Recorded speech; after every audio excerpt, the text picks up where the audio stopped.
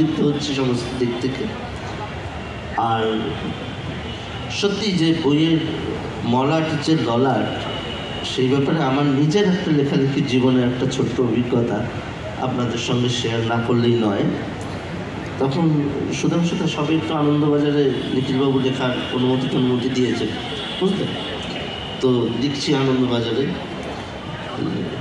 তার আগে ওই আনন্দবাজার লিখতে লিখতে কলকাতার খরচা বিভাগে হাত পাকানোর আসর, এবং হাত পাকানোর আসরে অনেক কিছু শেখার, মানে নিখিলবাবুর থেকে বহু কিছু মানে শিখেছি। এমন অদ্ভুত অদ্ভুত খরচা লিখতে গিয়ে অদ্ভুত অদ্ভুত কথা বলতেন। সেদিন রোববার ডিজিটালি একটা জিনিস দেখলাম, না কোথায় দেখলাম, রবিবারওয়ালিতে, যে পাতি নয় কুলিন, পাতিলেবু নিয়ে একটা হেডলাইন হয়েছে। তো হেডলাইনটা যিনি করেছেন তিনি তার মতো করেই করেছেন, কিন্তু আমার দিক থেকে এরকম একটা হেডলাইনের একটা অতীত ইতিহাস আছে। তখন সবে কলকাতার খরচায় একটু দেখি, পাতিলেবুর দাম হঠাৎ বেড়ে গেল।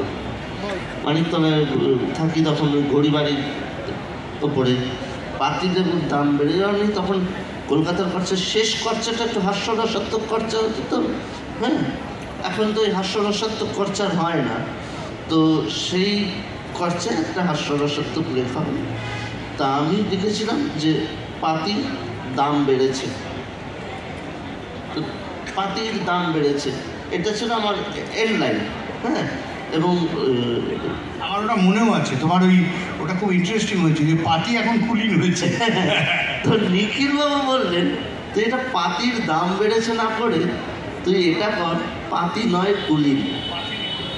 এইটা কিন্তু তুমি শিখলে আর কি, এই কিভাবে, এই যে হ্যাঁ, মানে ডাইরেক্ট কমিউনিকেশন, কিভাবে দ্বিত্ব দোষ কাটাতে হয়, এটা শিখলাম। এরকমই সময় একদিন আমাকে ওই ভদ্রলোকের নাম বলো, ওই তোমার আসানসোলের ওদিকে থাকতেন একজন লেখক, মানব চক্রবর্তী, না তার আমি নামটা বলে এসেছি, যার লালি দুদি বলে একটা বই ছিল, বুঝতে পেরেছ, লালি দুদি বলে একটা বই ছিল। তো তিনি বললেন যে, আমি বলছি এক্ষুনি বলছি নামটা, আসানসোল রেলে চাকরি করেন, হ্যাঁ, রেলে চাকরি করতেন, অনেক লিখেছেন, অনিল গড়াই, হ্যাঁ, তো সুধাংশুর লেখক।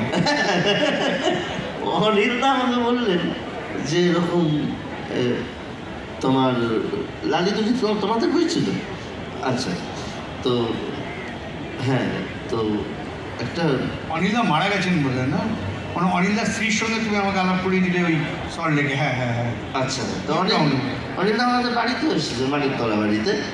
তো নীল রঙের একটা জামা পরে, হ্যাঁ। তো সেই অনিলদা বললেন যে একটা প্রকাশনা সংস্থা আছে কলেজ স্ট্রিটে, অঙ্কুর বলে, তুমি একটা সম্পাদনা করে দেবে। সে জিনিস, অঙ্কুর মানে কি শিবুদা? হ্যাঁ, খুব সাধারণ, অঙ্কুর পুস্তকালয়, তার মানে হ্যাঁ করে দেবো। তো উনি বললেন যে দেখুন, আমি আসলে ওই আরও 12 গোয়েন্দা সমগ্র একটা করব, আমার 12টা লেখা চাই। তো 12টা লেখা বিভিন্ন জায়গা থেকে ধার করতে হবে, হ্যাঁ, সেই আনন্দবাজারে ঘুরে ঘুরে একটু পারমিশন নেওয়া, সবার থেকে পারমিশন নেওয়া হলো।